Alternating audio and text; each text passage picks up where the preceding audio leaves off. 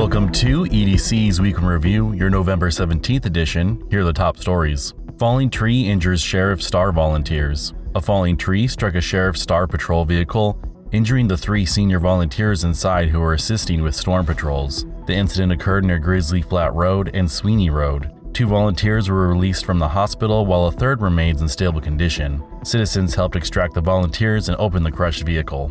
First West Nile death reported in county. The county health department reported the first death this year from West Nile virus, which occurred in late October and was an individual over 55 living on the west slope. Though most West Nile virus cases are mild, the virus can be deadly, especially for vulnerable populations like the elderly and those with chronic health problems. The county is taking measures to control mosquitoes and advises residents to help prevent West Nile virus by eliminating stagnant water and taking other precautions. Otter attack in Serene lakes leaves swimmer bloodied. Matt LaFurs endured a terrifying otter attack while swimming in Serene lakes near Lake Tahoe, suffering approximately 40 bites in the unprovoked assault. LaFurs felt an initial bite on his calf before being surrounded and relentlessly bitten as he tried to swim away. His wife rescued him by pulling him onto a paddleboard and rushing him to the hospital. The Department of Fish and Wildlife is investigating the incident. Quick response extinguishes camper fire. Placerville's Engine 26 and Medic 25 responded to a report of a camper on fire on Highway 49 just north of the city limits. Firefighters were able to quickly extinguish the blaze before it could spread to nearby vegetation or structures. No injuries were reported from the incident. The cause of the fire is still under investigation. Driver hospitalized after rollover crash in Diamond Springs. A driver was hospitalized with major injuries after a white GMC Sierra pickup truck overturned in a crash on Highway 49 in Diamond Springs on Monday evening around 6 p.m. The truck collided with another vehicle before overturning. The driver, who was partially ejected, was the sole occupant and was transported by helicopter to the hospital. The cause remains under investigation.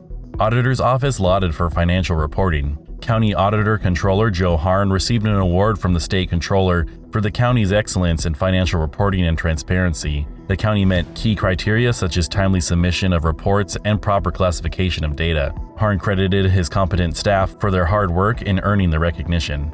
EID rate changes and infrastructure updates coming. EID plans significant infrastructure improvements over the next 5 years, including replacing the Silver Lake Dam and upgrading water treatment plants, funded through planned bond insurances, rate revenues, and facility fees. Proposition 218 notices detailing proposed rate increases from 2024 to 2028 have been issued to customers to help cover rising operational costs and enable reinvesting in aging infrastructure. EID customers will see their regular water and sewer bills increase starting in 2024, with the bi-monthly water bill going up about $17 and the combined water/sewer bill increasing around $20. Further, similar rate hikes are scheduled annually through 2028. Patterson invites students to propose state bills and contest. Assemblyman Joe Patterson is holding a contest for high school students in Placer and El Dorado County to submit ideas for state bills. Participants are asking to identify a community concern and propose a solution supported by research. The winner will have their proposal introduced in the state assembly and receive a day trip to the Capitol. The deadline for submission is December 15th. County adopts new policy on proclamations. The Board of Supervisors has adopted a new policy that sets guidelines on how members will issue countywide proclamations. The policy requires proclamations be sponsored by 2 board members and meet certain criteria. Proclamations with religious topics will not be permitted under the new rules. The policy aims to prevent disruptions and provide consistency. Placerville designates sites for high-density housing. Placerville has identified 3 sites for potential high-density housing projects as part of meeting its regional housing needs allocation. The city created an overlay zone and allowed up to 67 units at one location on Coloma Road. 2 adjoining sites on Green Valley Road and Mallard Lane could see 33 and 27 units. The moves aim to surpass Placerville's fair share housing requirements through 2029.